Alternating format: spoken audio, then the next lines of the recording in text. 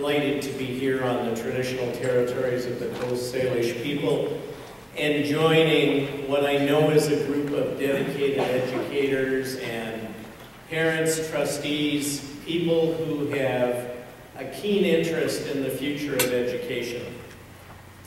And you need to know that I am absolutely humbled and delighted to be the Minister of Education. I bring greetings from Premier Clark. I told her I was going to be coming here, and the members of our government.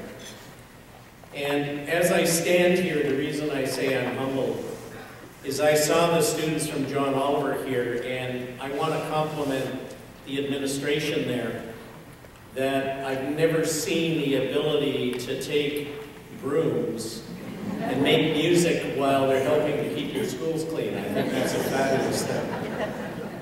But I was very intrigued. I'm traveling as much as I can with the time I have available to visit school districts throughout the province and get to see firsthand what's happening in our schools. And you need to know that so far, the communities I've been in, I'm going to Prince George tomorrow, I've seen some amazing, innovative thinking and activity going on in our schools throughout the province.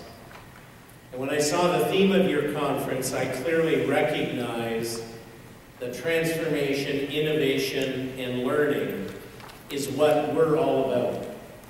When the Premier asked me if I would be willing to be Minister of Education, I had a little tingle go up my spine.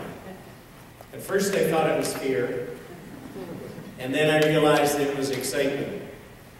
And those in the room that know me and know my history, I am passionate about learning and education. I have been all of my adult life.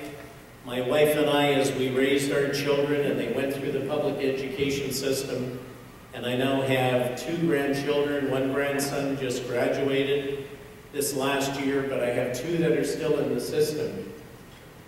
And I remind myself that I'm not here to prove anything, to impose any will on anybody else. It's all about one thing. And I don't know if any of you have seen the movie City Slickers, but there was a part in there where Jack Palance was talking to Billy Crystal.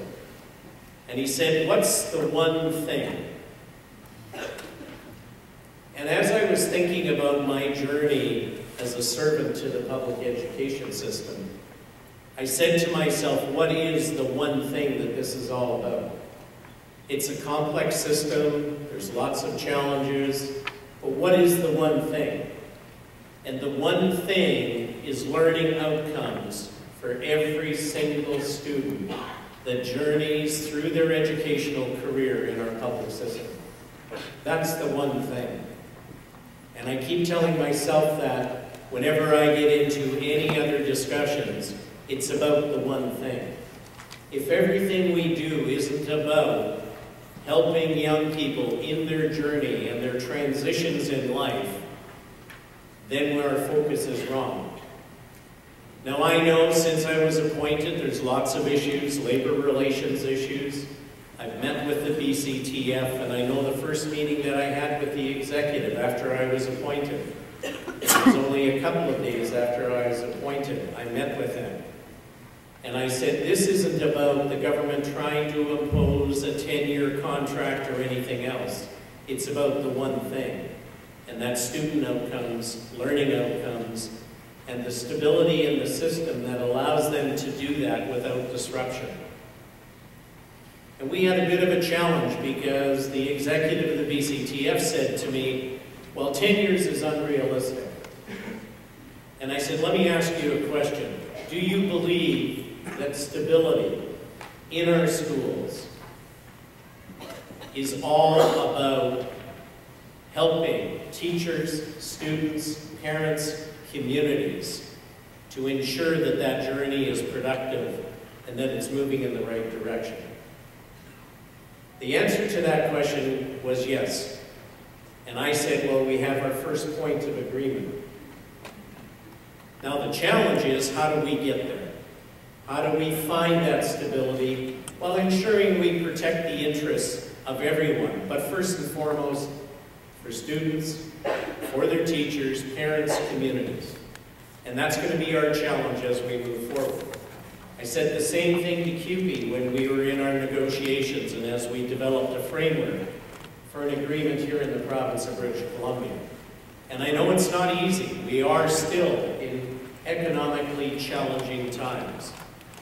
But I have said to all of our partners in education, and when I use the word partners, I mean that. When I've met with the BC School Trustees Association, I said we have a co-governance role together in ensuring that we have stability and an effective and an efficient system that ensures that every dollar that we can absolutely dedicate into the classroom for that one thing, and that is for the outcomes for students.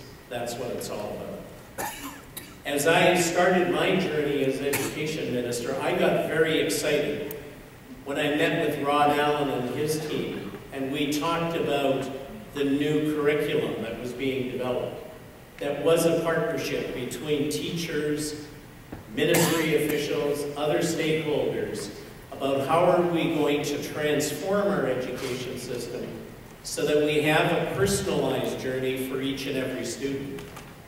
And one of the things that I knew when I was a trustee is we had students who had special needs for a variety of reasons, and then we had students who were gifted, who equally needed that individualized and personalized journey. So when Rod told me about the work that was done by himself and the team throughout the province to develop new curriculum and to look at new innovative ways to take us away from the way we have been doing things to a new paradigm in education, I got very excited and I got very passionate